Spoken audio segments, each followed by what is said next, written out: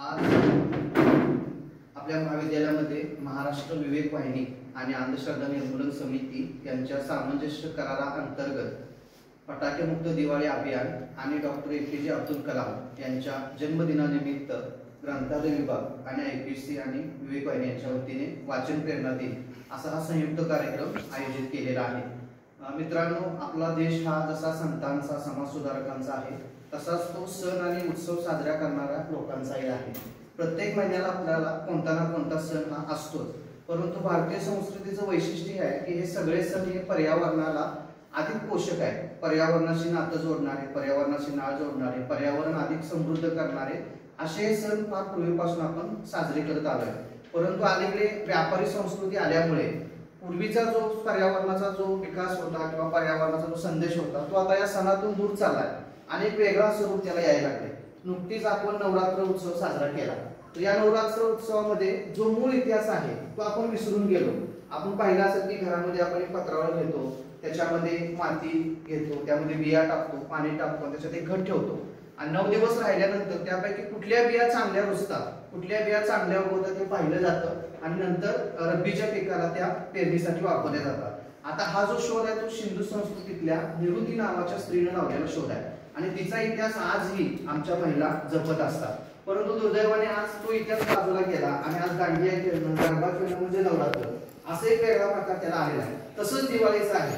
आपल्या सगळ्या संस्कृतीमध्ये तुम्ही कुठलाही ग्रंथ काढून पाहिला तर त्या कुठल्याही ग्रंथामध्ये दिवाळी साजरी करताना फटाके उडवणं असं कुठेही वर्णन येत नाही।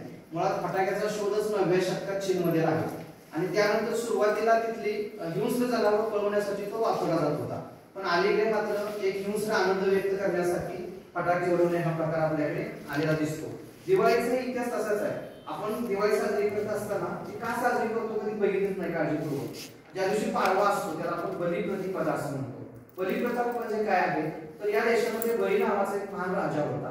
तो इतका महान होता की त्यांचे जे विरोधक होते वैदिक त्यांनी देखील त्यांच्या ग्रंथामध्ये बळीला समभागी, समन्यायी, प्रजेला न्यायाने वागवणार असं म्हटलेलं आहे। या बळीकडे एकदा विरोधक जातात वामनाच्या रूपामध्ये, मुटक्या वामनाच्या, आणि त्याला 3 पावलं जमीन मागतात आणि मग बळी त्यांना देतो। 3 पावलं जमीन दिल्यानंतर मग त्यांचा धारण करतो। एका पावलामध्ये पूर्ण पृथ्वी व्यापतो, दुसऱ्या पावलात आकाश व्यापतो आणि तिसरं पाऊल कुठे ठेवू असं बळीला विचारतो। बळीने वचन दिलेलं असतं, तो म्हणतो की माझ्या डोक्यावरती ठेव आणि मग त्या बळीला पात्रात काढलं जातं। मग त्यावेळेला बळीला पात्रात काढल्यानंतर बळी संपत नाही हे पाहिल्यानंतर मग पुन्हा यांनी एक नवीन कथा तिच्याशी जोडली की बळी वर्षातून एकदा वरती येतो आणि वरती आल्यानंतर आपली प्रजा सुखी आहे की नाही, समाधानी आहे की नाही, आनंदी आहे की नाही पाहतो आणि त्यामुळे आपली प्रजा सुखी, समाधानी, आनंदी असावी असं प्रजेला वाटतं आणि म्हणून आपण ती दिवाळी बळीराजासाठी साजरी करत असतो।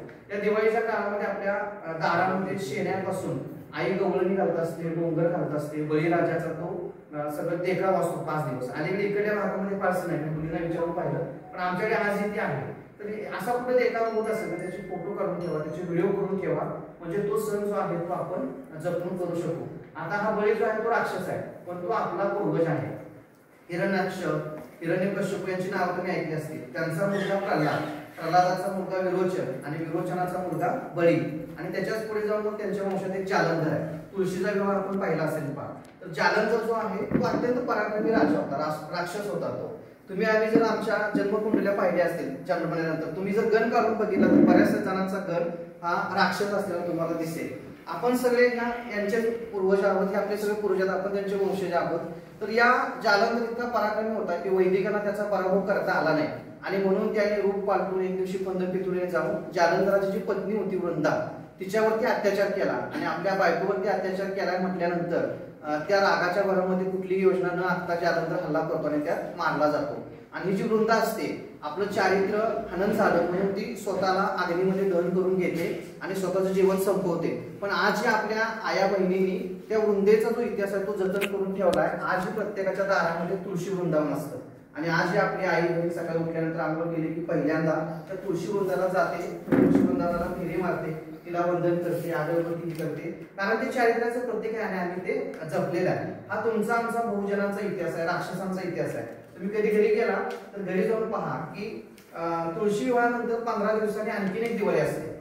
आम्हाला हे पण माहित नसते ती दिवाळी आहे, तर ती जी दिवाळी असते ती देव दिवाळी असते, ती देवांची असते। खरं तर त्यांचं आमचं काही फारसं नातं नाही, पण देवाने आपली इमेज खूप चांगली अशी केली आणि राक्षस खूप वाईट होते, त्यांना शिंग होती, दात होती. पण तुम्ही कुठल्याही राष्ट्रीय इतिहास काढून पहा, कधी ती स्त्रियांच्यावरती अत्याचार करताना दिसत नाही.